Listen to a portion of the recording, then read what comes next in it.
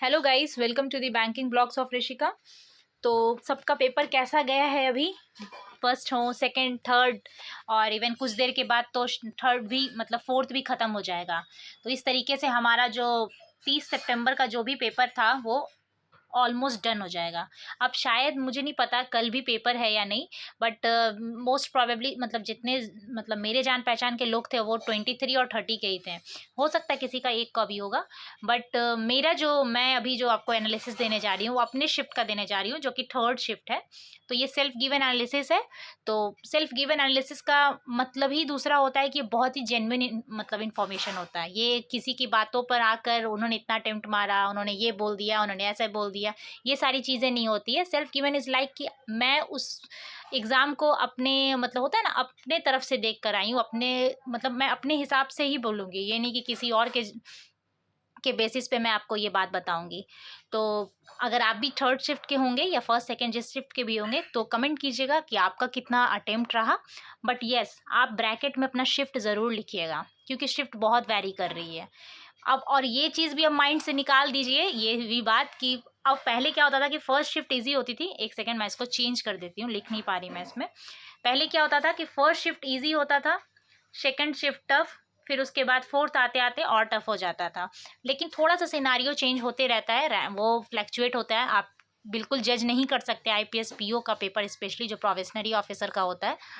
थोड़ा सा ट्रिकी तो रहेगा ही, जाहिर सी बात है। बट होता है ना कि माइंड में ये लेकर चलते हैं लोग कि चलो फर्स्ट शिफ्ट का है तो इजी होगा। बट मेरा जो शिफ्ट था, मैं थर्ड शिफ्ट से थी।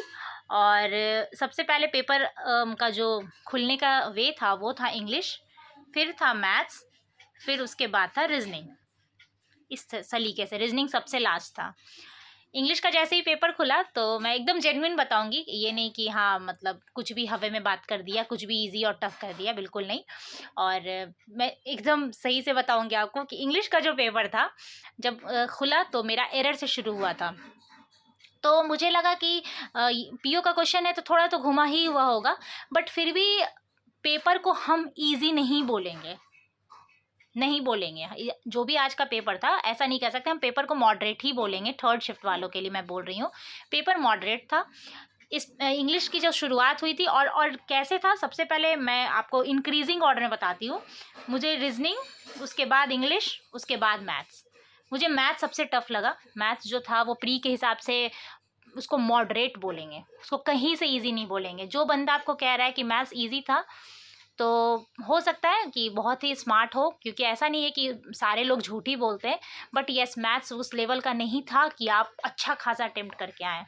या फिर मे भी आप बताएं कि आपका अटेम्प्ट क्या रहा, शायद मुझे ऐसा लग रहा हो। लेकिन मुझे तो मैथ्स टफ लगा, मतलब मॉडरेट था मैथ्स का लेवल। इंग्लिश जो था वो बनाने लायक कुछ क्वेश्चन से, कुछ क्वेश्चन तो स्किप ही मैं कर सकती हूँ। मैंने तो मतलब इंग्लिश में जो शुरू के जो 5 एरर थे जिसमें बताना था कि ABCD इसमें से कौन सा ये है एरर है, मैंने उसको टच ही नहीं किया क्योंकि मेरे एरर ज़्यादातर गलत हो जाते हैं। घर पे बनाती हूँ सही होते हैं, वहाँ पे पता नहीं क्या होता है। तो मैंने तो ऐसे एक्यूरेसी को ही लेकर चला है, बट आई डोंट नो क्या कहते हैं क्या है नहीं। बट मैंने कोई भी ऐसे नहीं कि बस हवा में तुक्के लगा के चली आई हूँ, क्योंकि मुझे पता है कि बैंकिंग का जो पेपर होता है वो स्पीड के साथ साथ एक्यूरेसी उतना ही मैटर करता है, बहुत ज़्यादा मैटर करता है बैंक के पेपर में। तो मैंने तो ज़्यादा नहीं बनाए, और स्पेशली एरर तो मैंने बिल्कुल टच नहीं किया इंग्लिश में। एक उसमें वो क्या कहते हैं, छोटा सा एक क्लोज टेस्ट था, तीसरा पैसेज था इंग्लिश में, और एक क्वेश्चन वो था वर्ड एक्सचेंज वाला जो रहता है ABCD करके रहता है, ये था। और इसी तरीके से क्वेश्चन का पैटर्न था इंग्लिश का, कुछ चेंज से इसमें नहीं हुए थे। पैसेज जो था वो कुछ 2000 ऐसे कुछ, मतलब याद नहीं आता है। एग्जाम दे के निकलूँ तो लगता है कि जैसे माइंड थोड़ा रिलैक्स हो जाता है। बट जो क्वेश्चन उससे जो भी रिलेटेड थे आपके, हाँ ड्रॉट पे था, ड्रॉट, फ्लड, ड्रॉट, ये सब था, ये इसी पे पैसेज था। तो मतलब एक दो क्वेश्चन मैंने उसमें से स्किप कर दिया था, जैसे ट्रू फॉल्स वाला, ये सब, ये दोनों मैंने स्किप कर दिया था। तो इस तरीके से इंग्लिश था। सेकंड मैं आपको बताती हूँ कि उसके बाद स्टार्ट हुआ मैथ्स, जो कि मैंने शुरू किया था क्वाड से शुरू हुआ था। तो मुझे लगा मैथ्स का पेपर तो ठीक ही है, आराम से बनेगा, मैथ्स में तो कुछ बात ही नहीं है। Trust me guys, quadratic equation और 1-2 नंबर सीरीज को अगर छोड़ दिया जाए तो बाकी का ओवरऑल पेपर समझने में टाइम लगता है कि कौन से क्वेश्चन को बनाऊं। ऐसा नहीं कि क्वेश्चन बनता ही नहीं बनता, लेकिन टाइम कंज्यूमिंग था। और सब जानते हैं कि हमारे पास सिर्फ 20 मिनट होता है, ओनली 20 मिनट्स। तो समझ में नहीं आता कि मैं कौन सा क्वेश्चन को ऑप्ट करूँ कि बने। और नंबर सीरीज भी एक क्वेश्चन या दो क्वेश्चन चलो मैक्सिमम मैं बोल देती हूँ कि चलो इजी था, बाकी का 3 जो रॉन्ग नंबर था वो भी टफ था। और हाँ, रॉन्ग नंबर था, मिसिंग नंबर नहीं था, रॉन्ग नंबर था। थोड़ा सा मतलब अगर कहीं पे इधर उधर हो तो ये मत सोचिएगा, रॉन्ग नंबर था। एक दो को छोड़ दिया जाए तो रॉन्ग नंबर भी अच्छा खासा कॉम्प्लिकेटेड था। उसके बाद अरिथमेटिक था, 2 DI था, एक DI मेल फीमेल पे था, और एक DI जो था आई थिंक मैंने तो उसको टच ही नहीं किया था, पता नहीं क्या मतलब एक्चुअली वो शायद उस पे था, मतलब डिफरेंस एक तो मेल फीमेल पे था और एक एम्प्लॉय वाले पे था। एम्प्लॉय से भी क्वेश्चन था एक शायद, हाँ वो भी था। मेल फीमेल में क्या था कि आपका डिफरेंस दिया हुआ था एक तरफ और एक तरफ टोटल सम दिया हुआ था। और उसमें एक ट्रिक क्या किया था कि A B और D को कहा बोला गया था कि मेल इसमें ज़्यादा है फीमेल से। इस तरीके से एक छोटा सा की पॉइंट था वहाँ पे नीचे, लेकिन कोई फ़ायदा नहीं होगा। अगर मैंने पूरा चार्ट तैयार किया था बनाने के लिए, बट सिर्फ और सिर्फ उसके मेरे 2 क्वेश्चन बने, सिर्फ 2 क्वेश्चन। और अरिथमेटिक था एज यूजुअल जो रहता है, अरिथमेटिक भी घुमाया ही हुआ था, कोई हलवा नहीं था। मुझे एक बात यहाँ जानना था गाइस, मेरा पता नहीं आई डोंट नो मेरा गलत ही हो, मुझे लग रहा है मेरा वो गलत है क्वेश्चन। एक क्वेश्चन था तो उसमें पूछ रहा था कि A B और D के मेल का एवरेज पूछ रहा था इसी DI में। तो मेरे पॉइंट में आ रहे थे, आई डोंट नो क्यों। एक कोई क्वेश्चन ऐसा था ये वाला या फिर कोई मैथ्स का एक क्वेश्चन था जिसका मेरा पॉइंट में आंसर आ रहा था कुछ, मतलब 268 समथिंग आ रहा था और मैंने वहाँ पे ऑप्शन नहीं था तो मैंने 270 लगा दिया है। और मुझे शक है कि कहीं ये क्वेश्चन गलत ना हो जाए, मुझे मतलब ऐसा लग रहा है, आई डोंट नो। आप बताइएगा कुछ ऐसा था क्या, मतलब कि जिसमें 268 आंसर आ रहा था और 270 आंसर होगा, इस तरीके का। एक मिक्सचर एलिगेशन का क्वेश्चन था, वो भी मैंने कम से कम 10 बार मैंने ट्राई किया था, इतना इजी था मिक्सचर एलिगेशन। मेरा एक्स का वैल्यू 14 आ रहा था और उन्होंने पूछा था कि वाटर का जो 30% क्या होगा इनिशियल वाटर का।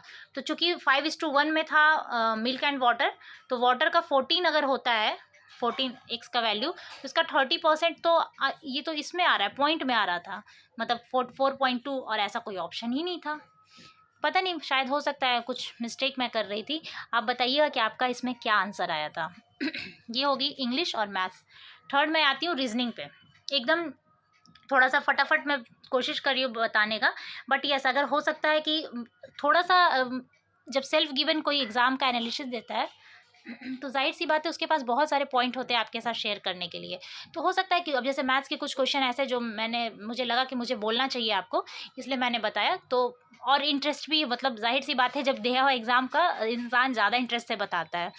तो रीजनिंग का पेपर है। रीजनिंग का पेपर में क्या था कि आपका पज़ल था, उसमें पज़ल में एक संडे मंडे वाला था, मतलब जो आता है ना वो वीक वाला, वो था एक पज़ल। एक पज़ल उन्होंने वो बताया था, स्टेक वाला पज़ल था। 5 पर्सन बैठे हुए थे, स्टिक पजल था, 1 2 3 4 5 इस तरीके से था।